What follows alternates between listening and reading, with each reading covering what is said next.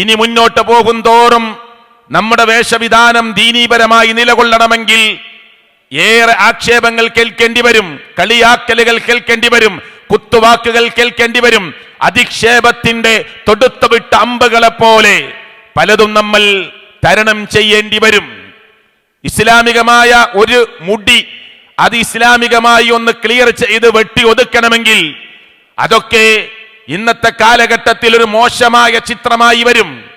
ഏതോ സെലിബ്രിറ്റികൾ കൊണ്ടുവരുന്ന മുടിയുടെ അടയാളങ്ങളും കോലങ്ങളും രൂപങ്ങളുമായിരിക്കും ആധുനിക ലോകം സ്വീകരിക്കുക.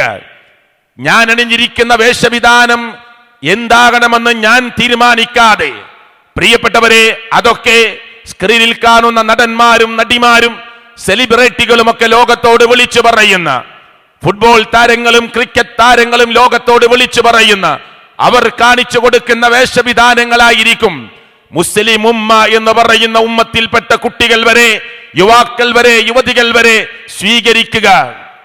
അതിനോട് വിപരീതമായി അത് ശരിയല്ല, അത് ദീനീപരമായി ശരിയല്ല എന്ന് മനസ്സിലാക്കി ആ വേഷവിധാനത്തെ മാറ്റിവെച്ച് അള്ളാഹു ഇഷ്ടപ്പെടുന്ന വേഷവിധാനം സ്വീകരിക്കുക എന്നത് ഏറെ ആക്ഷേപങ്ങൾക്ക് കാരണമായി മാറും.